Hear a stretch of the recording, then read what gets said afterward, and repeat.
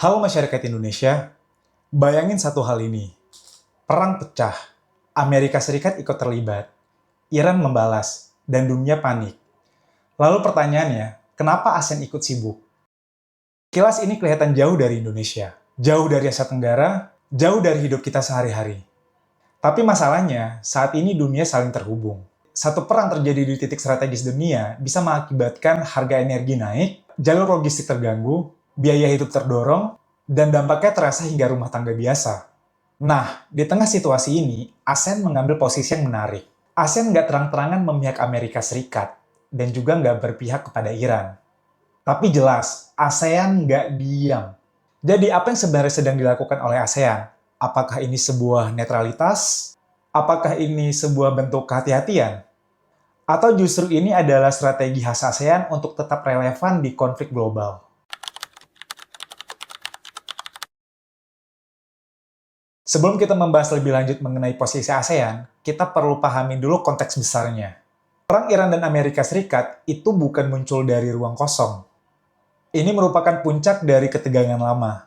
Program nuklir Iran, rivalitas Iran dan Israel, dan keterlibatan Amerika Serikat dalam keamanan Timur Tengah. Begitu serangan pertama terjadi, Iran membalas dengan menargetkan Israel dan fasilitas-fasilitas militer Amerika Serikat di kawasan Teluk. Dan setelah itu, konflik ini cepat berubah dari perang terbatas menjadi konflik regional yang berdampak kepada ekonomi global. Kenapa? Karena ada satu titik yang sangat penting. Selat Hormuz. Of the world's crude oil flows through the Strait of Hormuz. A lot of it goes to Asia, but the drop in global supply during the strait's closure has driven up the price of oil to over $100 a barrel at its peak, up from about $70 a barrel before the war. Kalau jalur ini terganggu, pasar energi dunia bisa langsung terguncang. Harga minyak naik, jalur pasokan gas terganggu, ongkos logistik melonjak, dan negara-negara yang sangat bergantung kepada impor energi akan langsung sangat merasakan tekanannya. Artinya, konflik Iran dan Amerika Serikat bukan cuma urusan Timur Tengah. Ini adalah isu internasional. Dan bagi ASEAN, ini berarti satu hal. Kalau salah membaca situasi, kawasan Asia Tenggara bisa ikut membayar harganya. Jadi, apa posisi ASEAN sebenarnya? Kalau kita ringkas dalam bahasa yang cukup sederhana, posisi ASEAN adalah netral secara strategis dan tidak pasif secara politik. ASEAN nggak memihak kepada Amerika Serikat, tapi ASEAN juga nggak mengambil posisi kolektif yang pro-Iran. ASEAN aktif menyerukan penghentian eskalasi, meminta semua pihak untuk menahan diri, dan mendorong penyelesaian melalui diplomasi. Ini penting banget, karena banyak orang yang berpikiran bahwa kalau tidak berpihak, maka tidak memiliki sikap. Tapi faktanya nggak sesederhana itu. Dalam konflik ini, ASEAN justru memiliki sikap yang sangat jelas. Konflik harus dihentikan, warga sipil harus dilindungi, hukum internasional harus dihormati, dan diplomasi harus diutamakan. Jadi, netralitas ASEAN bukan netralitas kosong. Bukan posisi, kami nggak peduli. Netralitas ASEAN adalah netralitas yang diarahkan untuk menjaga stabilitas kawasan. ASEAN nggak sedang netral karena bingung, tapi karena ASEAN tahu bahwa harga keberpihakan akan jauh lebih mahal.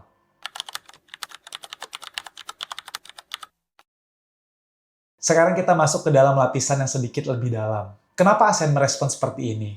Salah satu jawabannya adalah karena ASEAN bisa dibaca sebagai International Regional Society. Bahasa sederhananya begini, ASEAN bukan cuma sekedar kumpulan negara-negara yang kebetulan bertetangga. ASEAN adalah kumpulan negara yang mencoba hidup bersama dengan aturan main tertentu. Aturan main itu meliputi menghormati kedaulatan, nggak gampang untuk ikut campur urusan domestik negara lain, menghindari konflik terbuka, dan menyelesaikan masalah melalui dialog. Karena itu, ketika perang Iran dan Amerika Serikat meletus, ASEAN nggak merespon dengan logika blok aliansi militer. ASEAN nggak bekerja seperti NATO. ASEAN juga nggak dibangun untuk secara otomatis berpihak kepada salah satu kubu ideologis.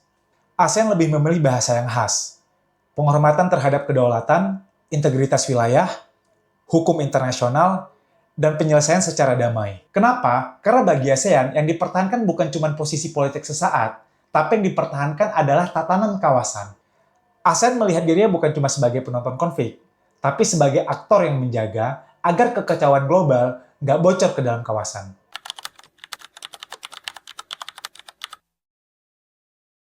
Nah, ini bagian yang paling sering disalahpahami. Hedging. Ketika dengar kata ini, banyak orang langsung mikir kalau ASEAN itu main dua kaki. Padahal, pemikiran seperti itu terlalu sempit. Hedging ASEAN bukan berarti ASEAN anti Amerika Serikat.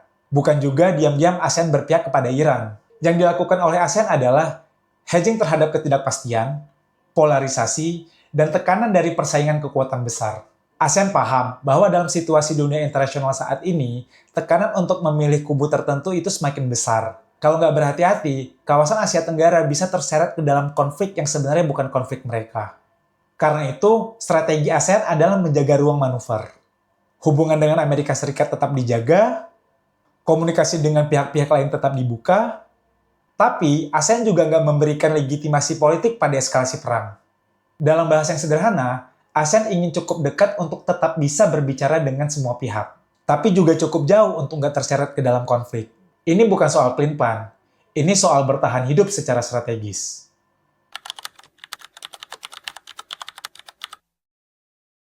Sekarang kita masuk ke bagian yang menurut gue paling penting. Karena disinilah kita melihat bagaimana cara ASEAN memahami keamanan. Bagi banyak negara besar, keamanan sering dibayangkan terutama soal militer. Rudal, kapal perang, dan pangkalan militer. Tapi, ASEAN melihat keamanan dengan cara yang lebih luas. Bagi ASEAN, keamanan bukan cuma soal ancaman militer, tapi juga soal energi, soal pangan, soal logistik, soal harga barang, soal stabilitas ekonomi, dan pada akhirnya soal kesejahteraan masyarakat. Dalam konflik Iran dan Amerika Serikat, cara pandang ini masuk akal banget. Karena ancaman paling cepat ke Asia Tenggara belum tentu dalam bentuk rudal. Ancaman yang realistis justru datang lewat ancaman pasokan energi, kenaikan harga komoditas, biaya logistik yang naik, dan tekanan inflasi. Artinya apa?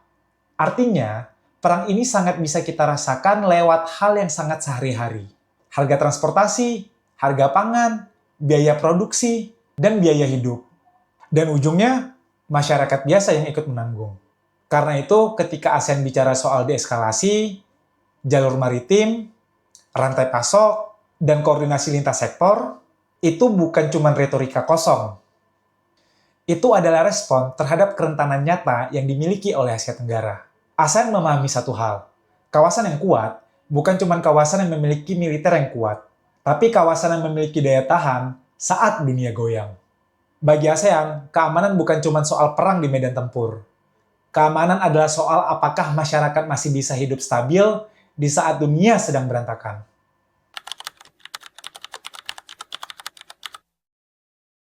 Kalau kalian sering merasa bahwa ASEAN terlalu sering berhati-hati, normatif, bahkan kadang terlalu aman. Ya, memang begitu gaya khasnya ASEAN. Itulah yang sering disebut dengan ASEAN Way. ASEAN Way adalah cara ASEAN berdiplomasi, baik melakukan konsultasi, mengutamakan konsensus, dan menghindari konflik terbuka, dan lebih suka quiet diplomasi dibandingkan retorika keras di depan publik. Dalam konflik Iran dan Amerika Serikat, pola ini kerasa banget. ASEAN nggak mengeluarkan ancaman. ASEAN nggak bicara dengan bahasa perang. ASEAN nggak membuat garis hitam putih. Sebaliknya, ASEAN lebih memilih bahasa seperti self-restraint, penghormatan terhadap kedaulatan, perlindungan warga sipil, dan penyelesaian damai.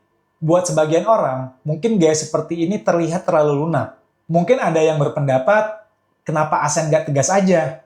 Masalahnya, ASEAN itu terdiri dari banyak negara dengan kepentingan yang berbeda-beda. Ada yang lebih sensitif terhadap isu Timur Tengah, ada yang punya hubungan keamanan erat dengan Barat, ada yang ingin suara moral lebih keras, ada juga yang lebih fokus pada kestabilan ekonomi.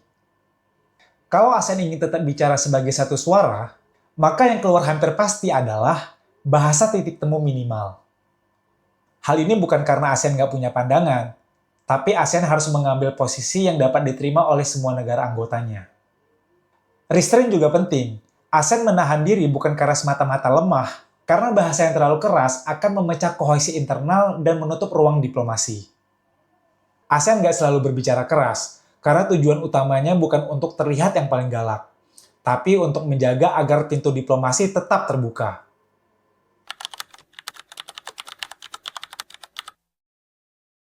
Sekarang kita sampai ke pertanyaan yang paling strategis. Kenapa ASEAN perlu merespon konflik ini secara kolektif? Jawabannya sederhana. Karena ASEAN ingin tetap relevan. ASEAN mungkin nggak bisa jadi mediator utama antara Amerika Serikat dan Iran. ASEAN juga nggak punya kapasitas untuk menghentikan perang secara langsung. Tapi ASEAN ingin tetap menunjukkan bahwa ketika krisis global berdampak ke Asia Tenggara, ada satu forum regional yang bisa bicara, mengkoordinasikan, dan menjaga stabilitas kawasan. Ini terkait dengan dua hal, rule status dan centrality. Rule status itu soal bagaimana ASEAN melihat dirinya sendiri, bukan sekedar penonton, tapi sebagai pengelola regionalisme Asia Tenggara. Dan centrality adalah soal ambisi ASEAN untuk tetap menjadi pusat dari arsitektur kawasan. Jadi, kalau setiap ada konflik yang besar ASEAN diam, pertanyaan sederhana yang muncul adalah, masih penting nggak sih ini ASEAN? Karena itu, pertemuan khusus Menteri Luar Negeri ASEAN, pernyataan bersama, pembahasan soal energi, pangan, logistik, dan koordinasi lintas sektor, semua itu bukan cuma sekedar langkah simbolik. Tapi itu juga cara ASEAN mempertahankan legitimasi politiknya. ASEAN ingin menunjukkan bahwa meski konflik terjadi di luar kawasan, dampaknya tetap bisa dikelola melalui kerangka regional Asia Tenggara. Nggak harus sempurna, nggak juga harus yang paling kuat, tapi minimal berguna. Bagi ASEAN, relevansi itu bukan bonus. Relevansi itu adalah kepentingan strategis.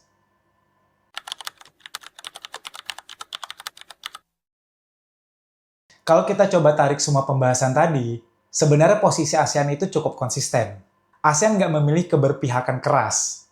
Tapi ASEAN juga nggak tinggal diam. Yang dilakukan ASEAN adalah menjalankan diplomasi, menjaga ketertiban. ASEAN mendorong deeskalasi. ASEAN juga berusaha untuk menjaga ruang negosiasi tetap hidup. ASEAN menghindari polarisasi. Dan yang paling penting adalah ASEAN berusaha untuk melindungi kawasan dari dampak perang. Energi, pangan, logistik, biaya hidup, dan keselamatan warga negara. ASEAN bertindak seperti masyarakat internasional regional yang ingin menjaga order. ASEAN melakukan hedging, tapi nggak hanya kepada Amerika Serikat. ASEAN sedang berupaya mengelola ketidakpastian dunia yang semakin terpolarisasi. Dan semua itu dilakukan ASEAN dengan cara khasnya. Konsensus, menyerukan restraint, dan quiet diplomacy. Mungkin hal ini nggak terdengar spektakuler atau dramatis, mungkin juga nggak sekeras bahasa para kekuatan besar, tapi justru disitulah inti politik ASEAN. ASEAN nggak sedang mencari sorotan. ASEAN lagi memastikan satu hal, jangan sampai kekacauan global ikut masuk dan merusak rumahnya sendiri. Jadi, ketika perang pecah di Timur Tengah, yang kita lihat bukan cuma sekedar konflik antara Iran dan Amerika Serikat, kita juga melihat bagaimana ASEAN mendefinisikan dirinya. Sebagai kawasan yang tidak ingin terseret, tidak ingin terpecah, dan tidak ingin kehilangan peran di dunia yang semakin kacau. Dalam politik internasional, terkadang yang paling penting bukan siapa yang bicara paling keras, tetapi siapa yang paling mampu untuk menjaga krisis untuk tidak masuk ke dalam rumahnya sendiri. Kalau menurut kalian, strategi ASEAN ini cerdas atau justru terlalu berhati-hati? Tulis pendapat kalian di kolom komentar.